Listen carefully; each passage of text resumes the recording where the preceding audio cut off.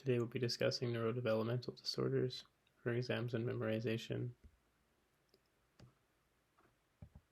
My name is David Petrishen. I'm a third-year psychiatry resident at the University of Saskatchewan. I estimate that this presentation will take between 50 to 60 minutes. As you can see, there's a lot of diagnoses in this chapter. This presentation should hopefully serve as a one-stop shop for all of your neurodevelopmental disorder needs. Altogether, there are 22 disorders. From my perspective, medical students should be familiar with autism, ADHD, and tic disorders. Psychiatry residents should have some knowledge about all of these different diagnoses. These are the objectives for today's presentation. Number 1, recall key features of the neurodevelopmental disorders in this chapter of DSM-5-TR.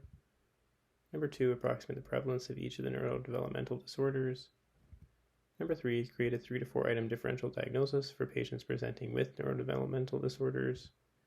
And number 4, outline a biopsychosocial management plan for these neurodevelopmental disorders. We'll be doing this through illustrative clinical cases. The primary references for this presentation are DSM-5-TR and Kaplan-Sadok. Here's that list of disorders one more time before we dig into the material. I'll let you guys take one last look at this before we jump into case 1.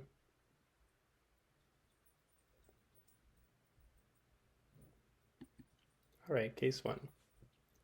You're a child and adolescent psychiatrist working in outpatient practice who has just met Gary, age 9, and his mother, Brenda, for the chief concern of learning problems, following referral from Gary's family physician.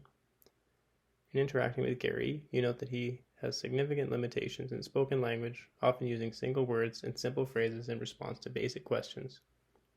He has additional difficulties in answering questions pertaining to the past and future and looks at you blankly when you point to a particular toy and ask him to pick it up. Brenda tells you that Gary has always been behind his peers, and you learn that she still manages all her son's ADLs. Gary seems even-tempered and reacts to laughter and silliness appropriately. But towards the end of this session, Gary seems to become frustrated and begins hitting a toy hammer against his head. A behavior you learn often happens when he becomes tired. What is the most likely diagnosis in this case?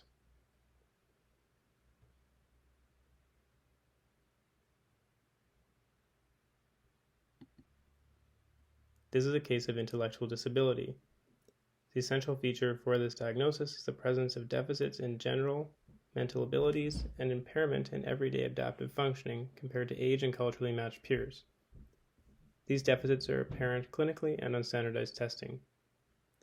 Deficit areas include judgment, abstraction, problem solving, experiential learning, reasoning, and academic learning. Depending on the level of impairment, the diagnosis is specified as mild, moderate, severe, and profound. In terms of epidemiology, the prevalence is approximately 10 per 1,000 individuals. Items on a differential diagnosis for intellectual disability include major and mild neurocognitive disorder, communication disorders, specific learning disorder, and autism spectrum disorder. Management is broken down into 3 components. Prevention, which involves steps to reduce prevalence through things like newborn metabolic screening. Psychotherapy, which focuses on behavioral interventions and skills training for both patient and family. Pharmacotherapy, in which particular problem behaviors are targeted, for example, using antipsychotics and opioid antagonists in the context of self-injury behavior and aggression. It is also important to ensure that proper services and supports are in place in school and include things like respite care and vocational training in adulthood. Now for cases 2 and 3. You're a child and adolescent psychiatrist participating in a multidisciplinary child development clinic. You've just arrived at work and are joined by Brooke, a first-year medical student interested in developmental pediatrics. You were discussing the diagnosis of intellectual disability when she poses the following hypothetical questions. Number 1. How would you diagnose intellectual disability in someone who's really young, like, for instance, someone you suspect has ID, but they're only 3 years old? And number 2. What about if they are old enough, but some other problem gets in the way of your assessment? Like, for instance, if they were hearing impaired, or they engage in so much self-injurious behavior that you can't interrupt them long enough for assessment.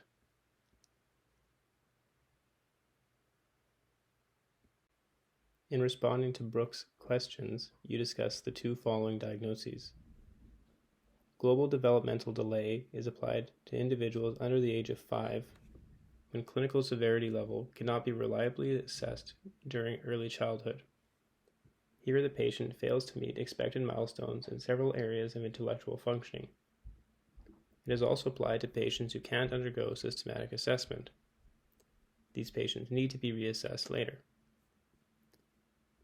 For unspecified intellectual disability, this is used for individuals over the age of 5 when assessment is difficult or impossible because of associated sensory or physical impairments, or the presence of severe problem behaviors or co-occurring mental disorders. This category should only be used in exceptional circumstances, and again, these patients need to be reassessed later. Now on to case 4. You are a child and adolescent psychiatrist attending a conference on neurodevelopmental disorders along with Mike, a second-year psychiatry resident interested in a CAP fellowship. Over lunch, Mike describes a case he saw as a medical student on elective in rural family medicine. He describes his interaction with a 4-year-old patient who he thought had stroked due to the way he spoke. It was odd, Mike tells you. It was as though he had broke his aphasia, but when I unscrambled his words, I was able to make some sense out of it. His vocabulary was very limited. He seemed quite frustrated and sometimes even misinterpreted what I was saying, which led to much more confusion. His parents wondered if he was lagging behind. What is the most likely diagnosis in this case?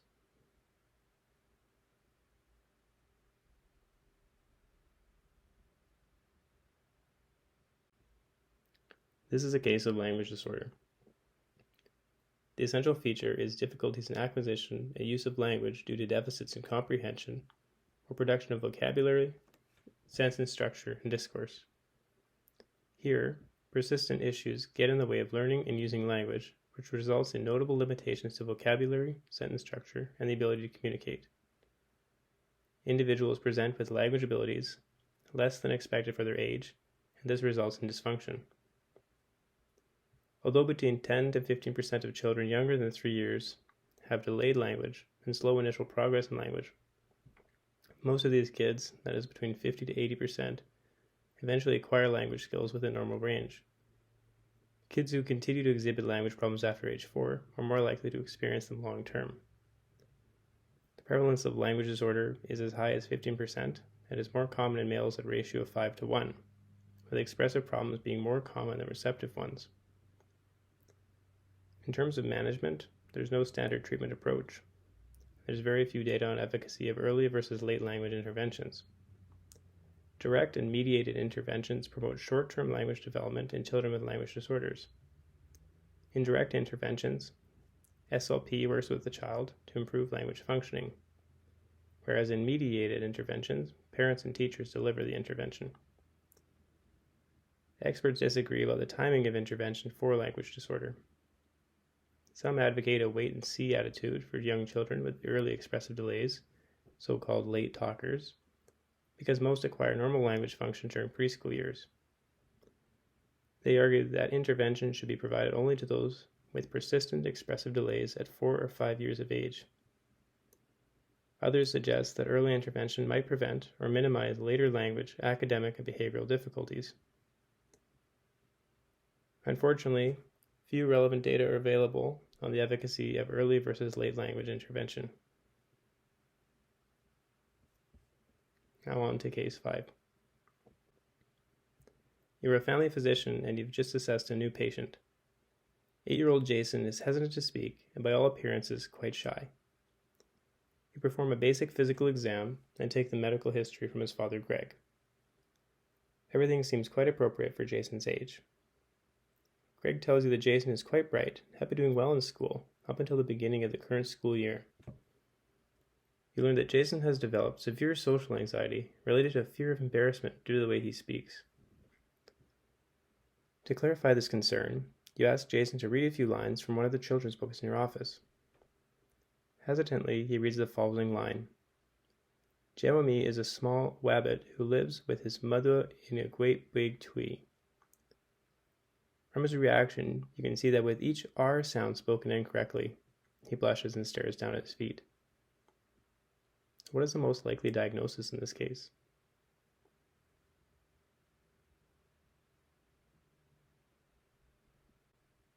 This is a case of speech-sound disorder, whose essential feature is issues with clear articulation of word parts, which makes it difficult to produce spoken words clearly.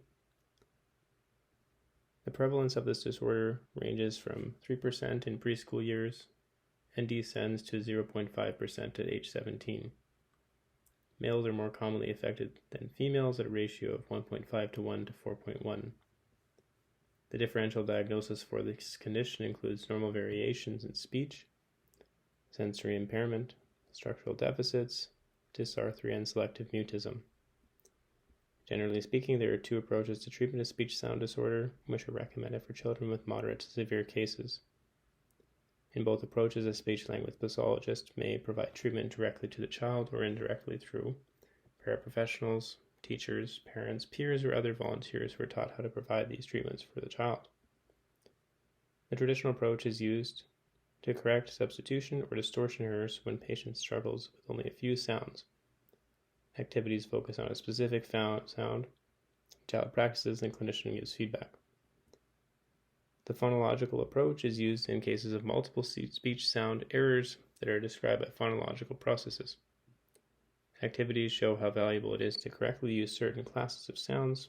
The child practices, internalizes the meaningfulness, and uses it in everyday speech. Now on to case 6. You're a second grade teacher holding a parent-teacher conference with Mr. and Mrs. Jones and their son Riley to discuss frequent absences from class. Since toddlerhood, Riley was noted to struggle with speech, characterized by numerous repetitions of words, syllables, and sounds. Upon detecting these difficulties, the Joneses connected with their pediatrician, who reassured them that it was just a phase.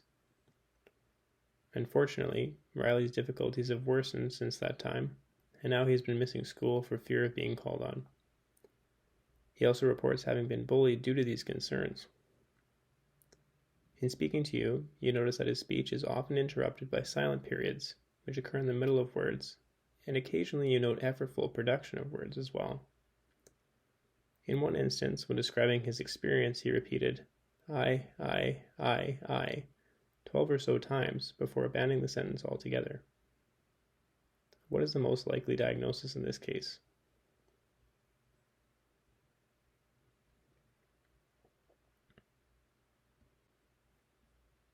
This is a case of childhood onset fluency disorder, traditionally known as stuttering, which is characterized by a disturbance in normal fluency and time patterning of speech that is inappropriate for the individual's age. It impacts about 1% of the population, with lifetime prevalence between 3 to 4%. Most cases resolve spontaneously by adulthood, and like most neurodevelopmental disorders, more cases are detected in males than in females at a rate of 3 to 1. In these cases, deficits might include repetition of sounds and syllables, prolongation of consonants and vowels, broken words with pauses in the middle of words, blocking in which the empty spaces in words are filled with other sounds or left unfilled, tense or effortful production of words, monosyllabic whole word repetitions such as and circumlocutions, which allow the individual to talk around the problem word. For example, that thing on the door that lets them know you want to come in.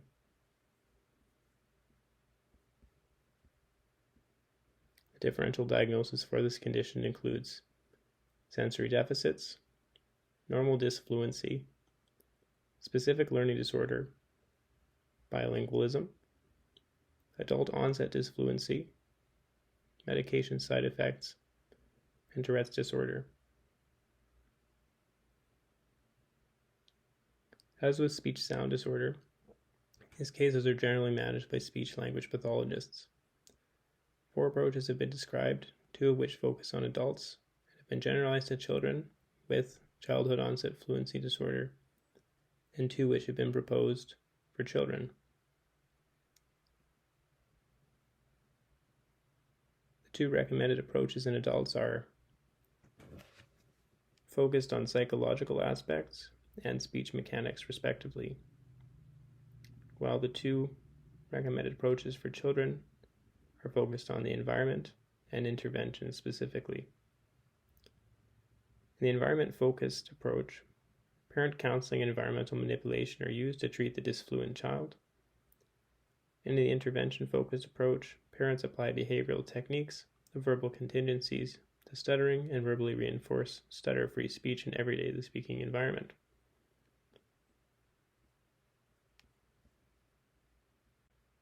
Now on to case 7. Neuropsychiatry resident participating in an elective in social and developmental pediatrics located in an inner city neighborhood. It's a beautiful day and you decide to eat your lunch outside at a table adjacent to a busy playground. Whilst eating, some of the parents supervising their children join you at the table and engage you in conversation.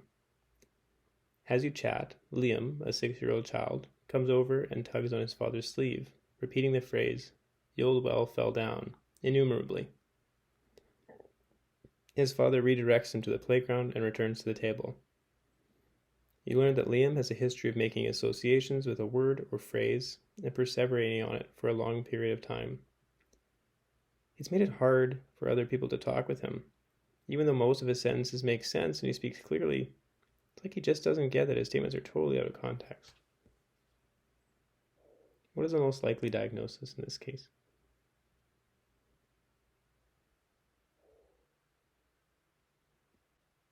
This is a case of social, also called pragmatic communication disorder, whose essential feature is difficulty with the social use of language. Difficulties are persistent, and to be diagnosed, difficulties must be manifested by deficits in social use of language, inferring what is not said, matching communication style to context or needs of the listener, and following rules of communication in situations like telling a story. Unfortunately, I could not find any reliable prevalence estimates for social communication disorder. This might be due to the overlap with autism spectrum disorder, in which individuals also struggle with communicating in social situations. The differential diagnosis for social communication disorder is autism spectrum disorder, ADHD, social anxiety disorder, intellectual disability, and global developmental delay. In terms of management, social communication disorder rarely occurs without other co-occurring emotional or behavioral difficulties. Therefore, management primarily focused on behavioral interventions and CBT is common. Functional communication training is commonly used to identify environmental triggers that lead to problems in communication and reinforces socially acceptable communication, which are then applied across social settings. Although used historically, didactic training in social skills is not recommended. Generally, patients with social communication disorder do not have impaired knowledge of social norms and appropriate behaviors. This approach may be better used in autism spectrum disorder, where knowledge of norms and social behavior may be more difficult. Now for case 8. You're a PGY3 resident on call for psychiatry, and you've been asked to assess Rebecca, a 12-year-old girl from a remote northern village who was referred for assessment of difficult behavior. On assessment, Rebecca is hesitantly engaged, and it is very difficult to understand what she's saying. Eventually, you learn that she lives with her father and grandmother and 2 older brothers. It is very difficult to understand what she's saying, but you can tell that it is relevant to the topic of conversation. No collateral information is provided, and the health center in her village is closed. It is very difficult to figure out the most likely diagnosis. What is the most likely diagnosis?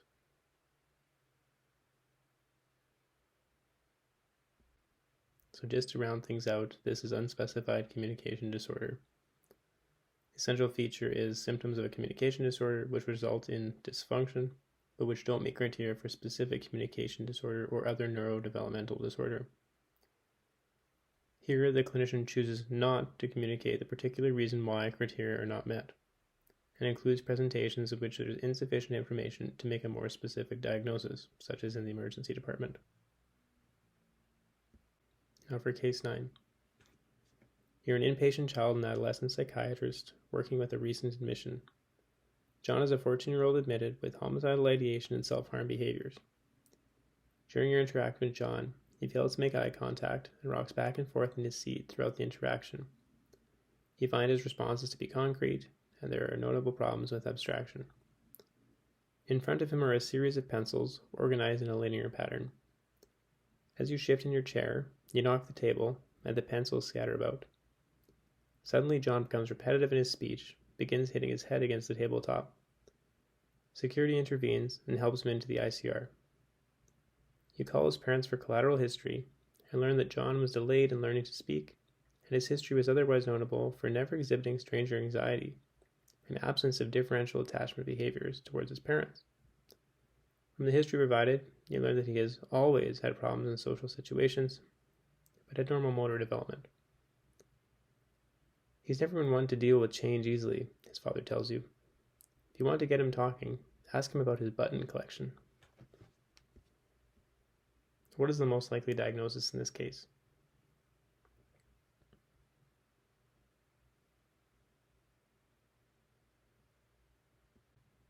You may have guessed it. This is a case of autism spectrum disorder.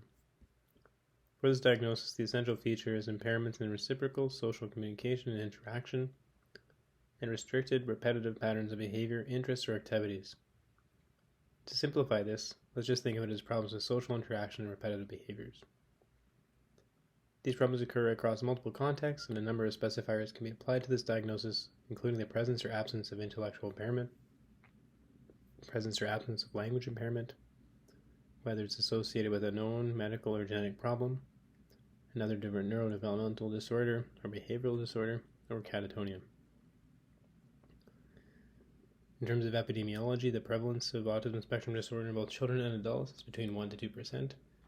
And again, as with other neurodevelopmental disorders, we see that it is more common in males, which may be due to under-recognition of autism spectrum disorder in women and girls. Although onset is somewhat difficult to ascertain, the diagnosis is frequently detected between 12 to 24 months of age, although detection either north or south of this is not uncommon. Differential diagnosis of autism spectrum disorder includes ADHD, specific learning disorders, social communication disorder, selective mutism, stereotypic movement disorder, anxiety disorders, OCD, schizophrenia, and personality disorders. The chief objective of management is to reduce disruptive behaviors and promote learning.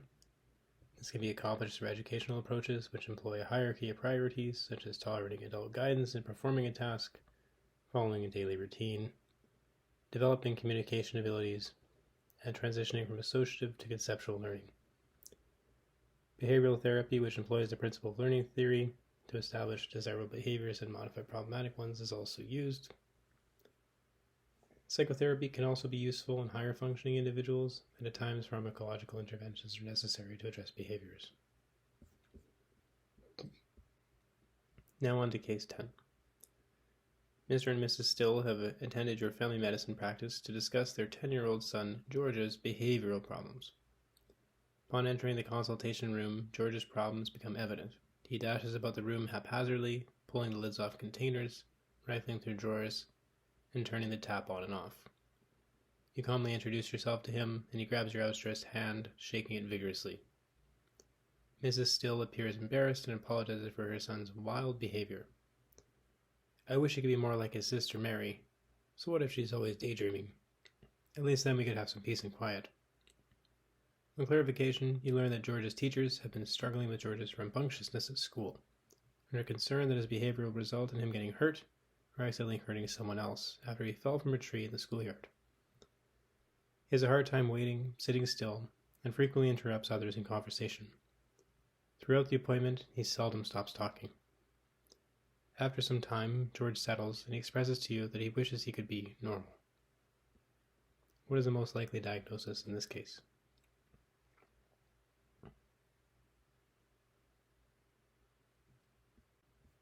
This is ADHD. Now, ADHD has a few different flavors, but essentially ADHD is a persistent pattern of inattention and or hyperactivity, impulsivity that interferes with functioning or development. In terms of epidemiology, the prevalence of ADHD in children and adolescents is approximately 7.2%, and in adults it is 2.5%. In terms of a differential diagnosis for ADHD, this includes oppositional defiant disorder, intermittent explosive disorder, other neurodevelopmental disorder, specific learning disorder, intellectual disability, autism spectrum disorder, reactive attachment disorder, anxiety disorders, PTSD, depressive disorders, bipolar disorders, DMDD, substance use disorders, personality disorders, psychotic disorders, medication-induced symptoms of ADHD, and neurocognitive disorder. In terms of management, stimulant medications are highly efficacious in ADHD, and unlike many other mental disorders, response to pharmacotherapy is relatively rapid. Psychosocial treatments such as skills training, parent training, behavior modification, and CBT are also helpful. For more information on ADHD and for more detailed treatment information, please see the CADR guidelines, which I've summarized and uploaded to SharePoint.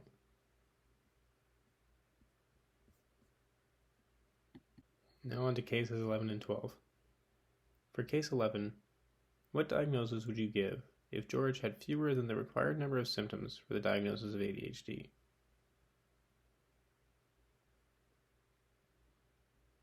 And for case 12, what diagnosis would you give Mary based on the collateral information provided by her parents?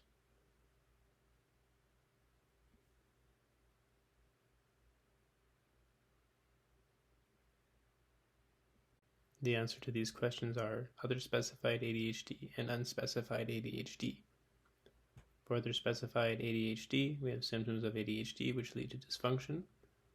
However, the criteria for ADHD are not met. Here we choose to specify why this is not met. For example, other specified ADHD with insufficient, inattentive, or hyperactive impulsive symptoms. In the case of unspecified ADHD, we likewise have a symptom of ADHD which leads to dysfunction. However, criteria for ADHD are not met, but in this case we choose not to specify why. This is often used in situations in which there is not enough information to make a more specific diagnosis, such as the emergency department. Now for case 13. Give a geriatric psychiatrist participating in a multidisciplinary clinic and received a referral for Douglas, a 74-year-old retired farmer with a chief concern of memory problems. You meet with Douglas and soon appreciate that he has always struggled with reading. His wife Gladys nods emphatically as he tells you this. It's true, doctor. He has never been very good with letters. In fact, when he was a boy, he stopped going to school around grade 2 because it was so hard for him. His father was similar. He worked on the farm for most of his life after that. Douglas interrupts. I just don't understand how a little squiggle on a page can stand for sound. That's never made sense to me. What is the most likely diagnosis?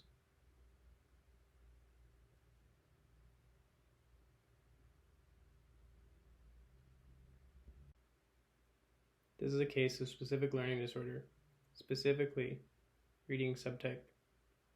Specific learning disorder can be applied to difficulties with reading, writing, and arithmetic, which are persistent and whose performance is well below average. And here, persistent means for a period of at least 6 months. Reading problems might include inaccurate or slow reading, or difficulties with understanding the meaning of written information. Writing problems might manifest as poor spelling or problems with written expression, and arithmetic problems might pertain to understanding number sense, number facts, or issues with calculation. In terms of epidemiology, specific learning disorder impacts between 5 to 15% of school-aged children, with a lifetime prevalence of about 10%. The prevalence is higher in children with specific healthcare needs at about 28%, and the adult prevalence is not well characterized. In terms of management, as with some of the other disorders we've discussed, treatment for specific learning disorder focuses almost exclusively on academic intervention and rarely includes mental health services. The role of the healthcare provider is that of a coordinator. Our job here can be broken into 2 steps.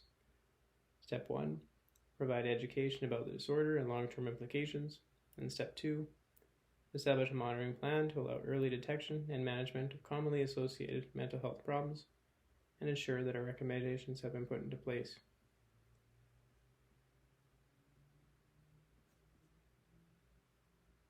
I don't think I need to tell anyone this, but one of the major problems is that the standard instruction in regular classrooms is too little, too general, and non-systematic. Common co-occurring mental health problems include things like ADHD, anxiety, and depression.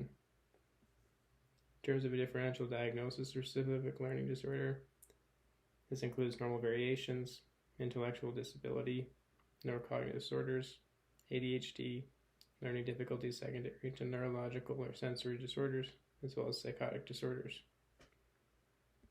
Now for case 14.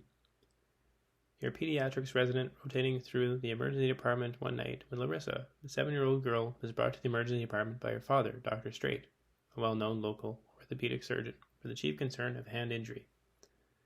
You soon learn that Larissa has been trying to learn how to suture.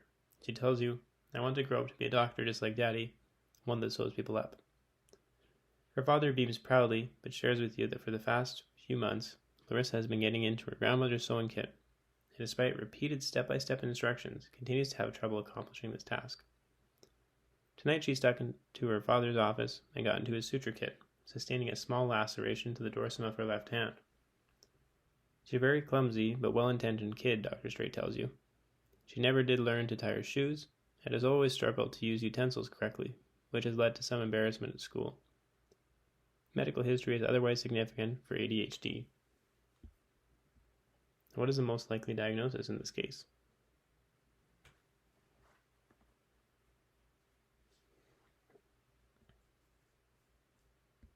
Case 14 is the case of developmental coordination disorder, in which impaired motor skills get in the way of one's daily activities. The acquisition and execution of coordinated motor skills is substantially below the expected level based on chronological age and opportunity for skill learning. In terms of epidemiology, in Canada, the prevalence of developmental coordination disorder is between 7 to 8% and affects males twice as commonly as females. It is a relatively stable condition, and between 50 to 70% of cases persist into adulthood. In terms of management, interventions for developmental coordination disorder can be divided into 3 major categories. Number 1, task-oriented approaches, such as neuromotor task training and cognitive orientation to occupational performance. Number 2, process-oriented approaches, such as sensory integration and kinesthetic training. And number 3, traditional physical and occupational therapy, such as perceptual motor training and therapist-guided parent or teacher intervention. In their 2013 meta-analysis, Smits-Engelman and colleagues found that the strongest evidence of effective treatment for developmental coordination disorder was for task-oriented approaches and traditional motor training therapies offered by PT and OT. Task-oriented approaches focus on learning particular motor skills, with a focus on aspects of movements that pose the greatest difficulties to the child, whereas process-oriented approaches aim to target neural structures such as the cerebellum for improving balance or sensory processes such as proprioception. Notably, there has been only weak evidence to suggest that process-oriented approaches are effective therapies for developmental coordination disorder, but they are often used in conjunction with other strategies. Differential diagnosis for developmental coordination disorder includes motor impairment due to another medical condition, intellectual disability, ADHD, Autism Spectrum Disorder, and joint hypermobility syndromes. Now for case 15. You're a third-year medical student preparing for your final internal medicine exam. In order to capitalize on the knowledge of your peers, you decide to host a group study session in one of the study rooms of the Health Sciences Library. The event is well attended. During a period of self-studying, you are disturbed to see several of your colleagues actively chewing their fingernails. Close to you, you can see a peer whose index finger has begun to bleed from what you perceive as repetitive injury. A few seats over from you, another colleague appears to be grinding their teeth and locking and unlocking their jaw with an audible pop sound being produced. Below the table, your leg bounces rhythmically up and down anxiously as you try to tune out everything going on around you and focus on acid-base disorders. What is the most likely diagnosis?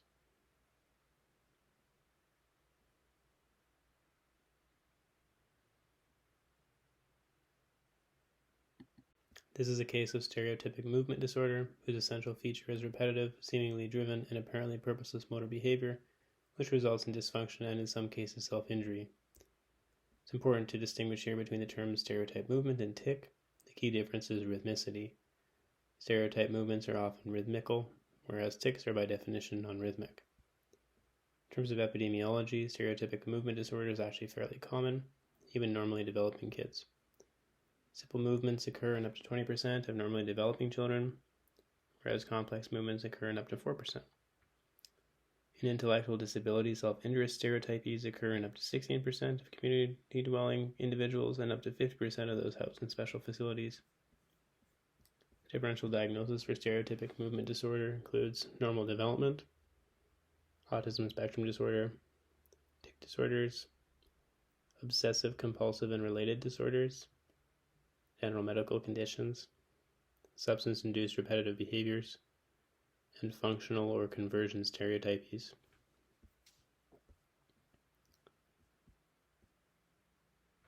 For management, there are a variety of treatment options, ranging from psychotherapy to pharmacotherapy, which have been used to treat stereotypic and self-injurious behaviors. Even surgery and ECT have been used in refractory cases.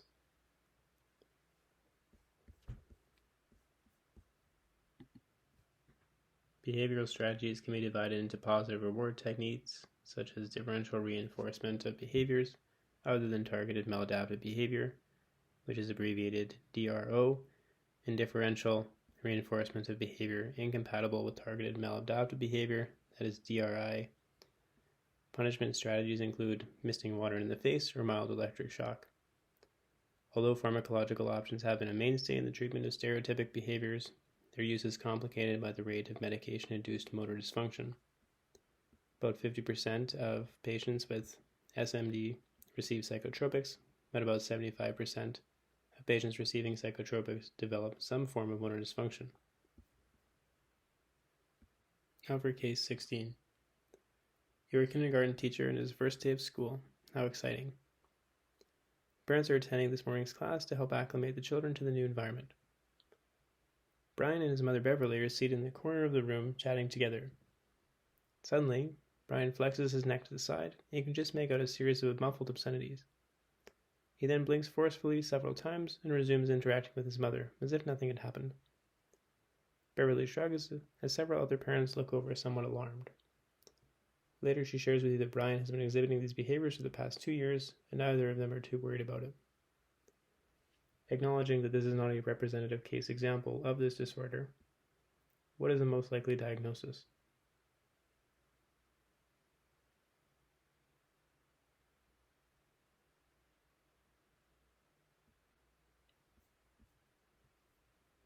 Perhaps the diagnosis in this case was obvious.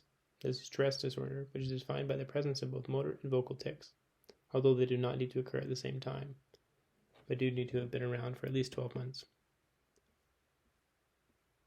Stress disorder was once considered an extremely rare disorder, but current lifetime estimates range from 1 to 10 per 1,000 children. In Canada, the estimate is 3 to 9 per 1,000 school-aged children, with males being affected more commonly than females at a rate of 2 to 1 to 4 to 1.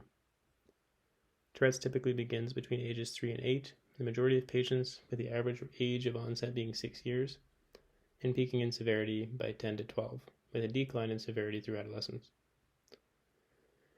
20% or fewer of those with Tourette's disorder continue to experience functional impairment by 20 years of age. The differential diagnosis for Tourette's disorder includes abnormal movements and general medical conditions, including movement disorders, paroxysmal dyskinesias, myoclonus, obsessive compulsive and related disorders, and functional tic disorder.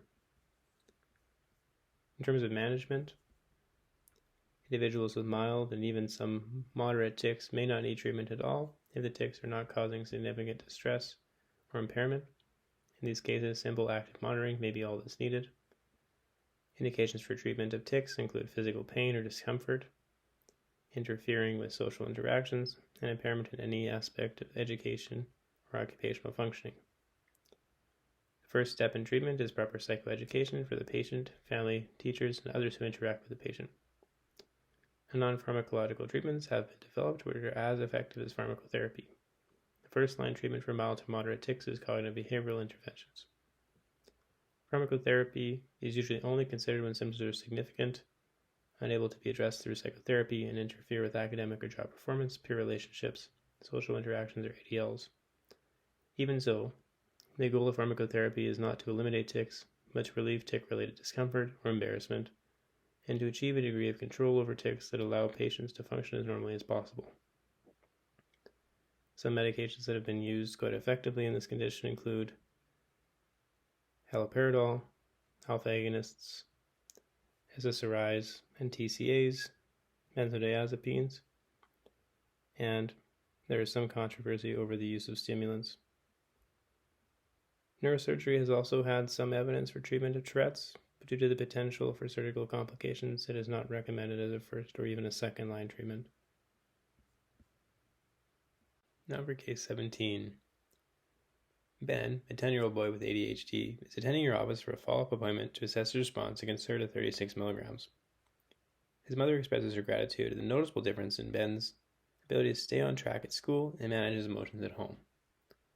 Despite these improvements, she expresses concern that for the past 2 months, Ben has been exhibiting odd twitches in which he suddenly shrugs his shoulders without obvious provocation. She tells you when it started, I don't really think much of it, but it seems to be happening on a daily basis now and it gets worse when he's stressed. What is the most likely diagnosis in this case?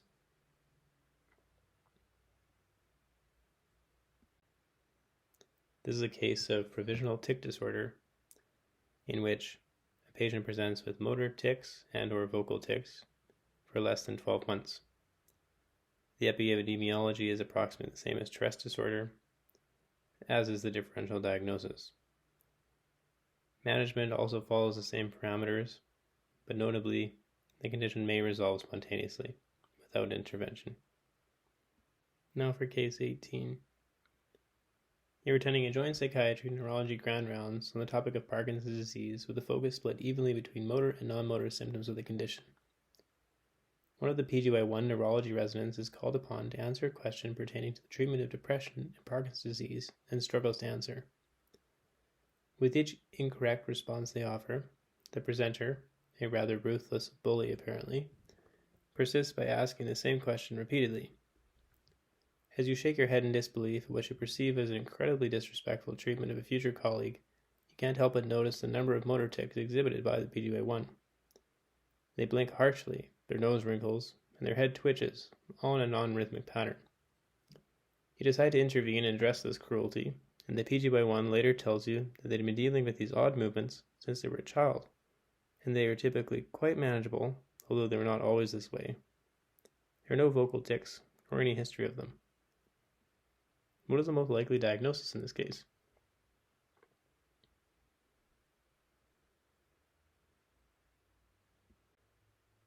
This is a case of persistent or chronic motor vocal tic disorder. The essential feature here is that there are persistent motor tics or vocal tics, but not both. The epidemiology, differential diagnosis, and management are all similar to Tourette's disorder and provisional tic disorder discussed previously. Now for cases 19 and 20. Case 19. One of the motor tics in case 18 developed only over the past 6 months and have prevented the PGY1 from attending work due to fear of them interfering with procedural tasks. For example, lumbar puncture. And case 20. What if the PGY1 was seen in your outpatient clinic for management of generalized anxiety disorder, and at the very end of your interaction mentions history of sudden, rapid, recurrent, non-rhythmic motor movements in childhood, and there's not enough time to characterize their symptoms at this time?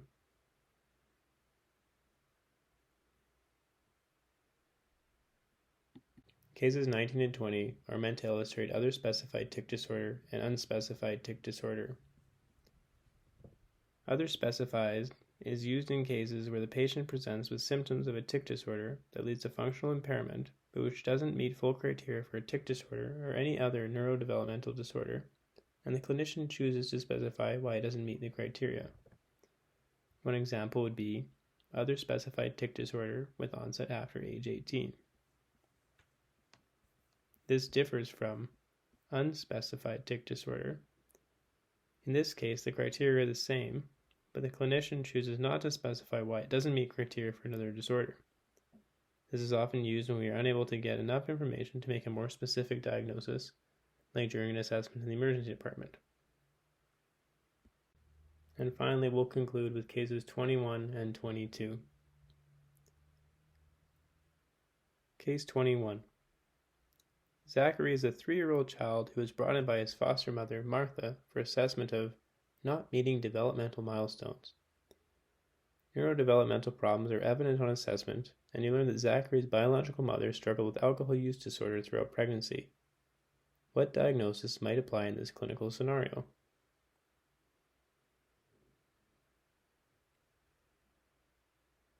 Case 22. Robin is a 7-year-old child brought to the ED for assessment of learning and behavior problems. You diagnose Robin with ADHD, and towards the end of your assessment, you learn that she has been struggling with her English class and in making friends at school, as she just doesn't know how to interact with others. It is a busy night on call, and you don't have time to investigate this further. Cases 21 and 22 are meant to illustrate other specified neurodevelopmental disorder and unspecified neurodevelopmental disorder. Other specified is used in cases where symptoms of neurodevelopmental disorder result in dysfunction, but criteria are not met for any of the above neurodevelopmental disorders. Here the clinician chooses to specify why criteria are not met. One example would be other specified neurodevelopmental disorder, neurodevelopmental disorder associated with prenatal alcohol exposure, whereas unspecified neurodevelopmental disorder has the similar criteria, but the clinician chooses not to specify why.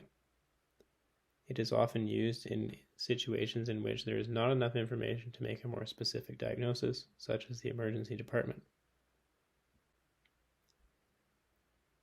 Once again, this is a lot of diagnoses. This is a very long chapter in DSM-5-TR. Now that we've made it through it, I just want to emphasize again that, from my perspective, medical students should be familiar with autism, ADHD, and tic disorders, whereas psychiatry residents ought to have some knowledge about all of these diagnoses. Once again, the objectives for this presentation were: number 1, recall the key features of the neurodevelopmental disorders, DSM-5-TR. Number 2, approximate the prevalence of neurodevelopmental disorders. Number 3, create a 3 to 4 item differential diagnosis for patients presenting with neurodevelopmental disorders. Number 4, outline a biopsychosocial management plan for these neurodevelopmental disorders. The references used in this presentation were DSM-5-TR and Kaplan and Sadok. So in summary, there are many different neurodevelopmental disorders. Males are more frequently impacted than females. Neurodevelopmental disorders tend to travel in packs. There's a high comorbidity rate between different neurodevelopmental disorders. Pharmacotherapy is often used to manage problematic behaviors. However, psychosocial interventions are often superior to pharmacotherapy for a number of neurodevelopmental conditions. Now let's review the key features of the disorders we've covered. Intellectual disability, deficits in general mental abilities, and impairment in everyday adaptive functioning compared to age and culturally matched peers. Global developmental disorder, individual is less than 5 years of age when difficult to assess because of early childhood. Child can't undergo systematic assessment. Unspecified intellectual disorder, individuals over the age of 5 when difficult to assess due to other difficulties, physical or sensory, etc., and only to be used in exceptional circumstances. Language disorder, difficulties in acquisition and use of language due to deficits in comprehension or production of vocabulary, sentence structure, and discourse. Speech sound disorder, issues with clear articulation of phonemes that in combination make up spoken words. Childhood onset fluency disorder, disturbance in normal fluency and time patterning of speech that is inappropriate for the individual's age. Social or pragmatic communication disorder, Primary difficulty with pragmatics manifested by deficits in understanding and following social rules of both verbal and nonverbal communication in naturalistic context, changing language according to the needs of the listener or situation, and following rules for conversations and storytelling. Unspecified communication disorder. Symptoms of a communication disorder lead to dysfunction, but it doesn't meet criteria for a specific communication disorder or other neurodevelopmental disorder, and the clinician chooses not to communicate specific reason why criteria are not met. Autism Spectrum Disorder. Impairment in reciprocal social communication and social interaction, and restricted, repetitive patterns of behavior, interests, or activities. ADHD. Persistent pattern of inattention and or hyperactivity, impulsivity that interferes with functioning or development. Other specified ADHD. Symptoms of ADHD, clinician chooses to specify why. Unspecified ADHD. Symptoms of ADHD, and clinician chooses not to specify why. Specific learning disorder. Persistent difficulties learning key academic skills with performance well below average and apparent in early school years. Developmental coordination disorder. Impairment in motor skills which significantly interferes with the performance of or participation in daily activities. Stereotypic movement disorder. Repetitive, seemingly driven, and apparently purposeless motor behavior. Tourette's disorder. Both motor and vocal tics are present or greater than 12 months. Provisional tic disorder. Motor tics and or vocal tics present for less than 12 months. Persistent chronic motor or vocal tic disorder. Persistent motor tics or vocal tics but not both. Other specified tic disorder. Symptom of tic disorder but doesn't meet criteria and clinician chooses to specify why. Unspecified tic disorder. Symptom of tic disorder but doesn't meet criteria and clinician chooses not to specify why. Other specified neurodevelopmental disorder. Symptom of neurodevelopmental disorder but doesn't meet criteria for neurodevelopmental disorder and clinician chooses to specify why. Unspecified neurodevelopmental disorder. Symptom of neurodevelopmental disorder but doesn't meet criteria for neurodevelopmental disorder and clinician chooses not to specify why. And so that's the end of our presentation. Thanks for your participation. If there are any questions, please reach out to me through email at dap315@usas.ca. If you have interest in psychiatry or in discussing electives for psychiatry, please feel free to connect with me at any time. Thanks, and have a great day.